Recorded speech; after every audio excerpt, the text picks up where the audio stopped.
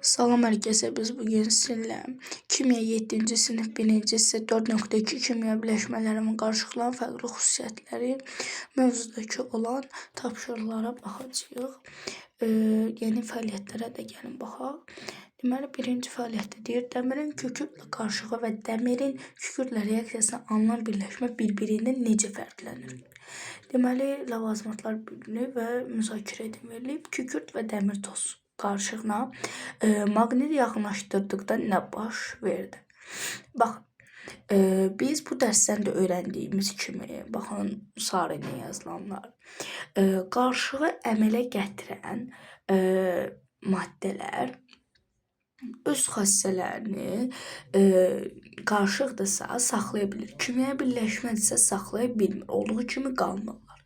Kükürd və dəmir tozu qarışığıdır və bu zaman kükürd və dəmir tozu bilirik ki, dəmir tozu maqnitə yaxınlaşdırdıqda, yəni maqnit çəkir də dəmiri, düzdürmü? Yəni bu qarışıqdırsa, maqnit yaxınlaşdırdıqda dəmir maqnitə hopacaq. Çünki öz xassəsini saxlayıb qarışıq olduğu üçün. Reaksiyadan sonra əmələ gələn birləşmə maqnit yaxınlaşdırdıqda nə müşahidə etdiniz?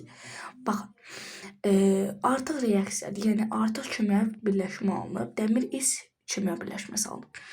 Və bu kimya birləşmə olduğu üçün o öz xassələrini saxlaya bilmir. Və maqnit yaxınlaşdırdıqda heç bir şey müşahidə etmirik. Yəni dəmir maqnitə yapışmayacaq. Qarışıqla birləşmə arasında hansı fərqi müəyyən etdiniz? Yenə dediyimiz kimi qarışıq olduğu zaman öz xassələrini saxlayır, birləşmə olduğu zaman isə öz xassələrini saxlamır. Deməli, baxaq, düşün, müzakirə et, paylaş. Həm xlor qazının, həm də xörək dozunun tərkibində xlor. Nə üçün xlor qazı zəhərli olsa da xörək dozu zəhərli deyil? Niyə? Baxın, xlor qazı bilirik ki, bir element, yəni bir maddədir, düzdürmü, xlor. Xlor düzdür, özü zəhərlidir. Amma ki, natrium xlor, yəni duzu əmələ gətirib. Axı bu kimyəvi birləşmə olub. Artıq bu natriumla birləşib kimya birləşmə əmələ gətirib. Və dedik ki, biz kimyəvi birləşmə, yəni birləşməni əmələ gətirən maddələr, yəni elementlər öz xassələrini saxlamırlar. Yeni xassəli bir maddəyə çevirirlər. Ona görə də natrium xlorun tərkibindəki xlor, yəni xörək dozuna zəhər qatmır. Xörək dozu zəhərli olmur. Kiçik öyrəndiklərinizi tətbiq edin. Amonyakın tərkibində olan hidrogeni ayırmaq üçün hansı üsul təklif edəriniz? Fikriniz əsaslanır. Amonyakın tərkibində olan hidrogen, deməli NH3-dür.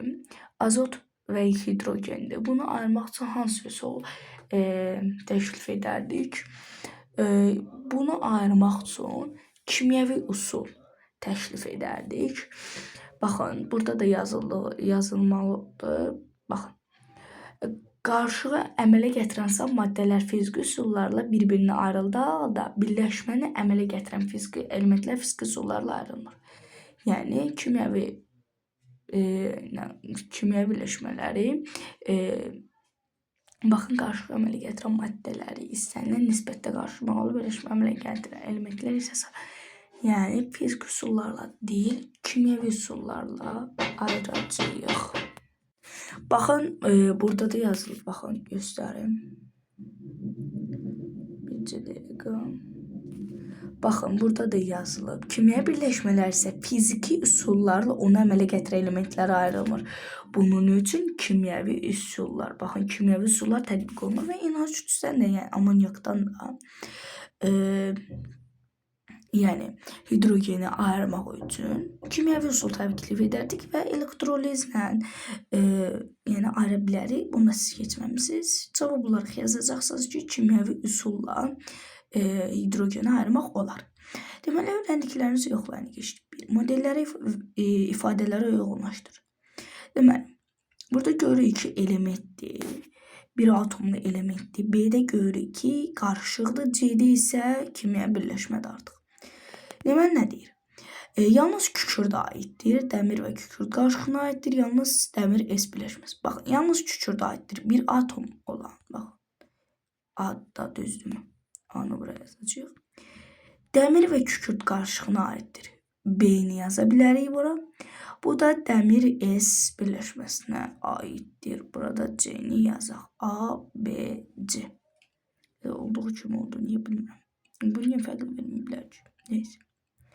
2. Hansıların tərkibində azot öz xassələrini saxlamır? Baxın, saxlamır deyir. Fikrinizi əsaslandırın. Hava qarışıqdır. Havada da azot var bildiyimiz kimi 78% və hava qarışıq olduğu üçün öz xassəsini saxlayır. Amonyak NH3-dür. Kimyəvi birləşmədir. Kimyəvi birləşmə olduğu üçün azot burada öz xassəsini saxlamır. Deməli, B-də saxlamır. Naşatır S1-dir. NH4OH-dır. Azot burada yəni kimyəvi birləşmə olduğu üçün bu azot burada öz xassəsini saxlamır. Yeni xassəli maddəyə çevrilir. B və C-də deməli 2-də də cavabımız B və C olur. Salam dostlar, hələlik. Gələn dərslərdə görüşənədək kanalıma abunə olub, like atmağı unutmayın.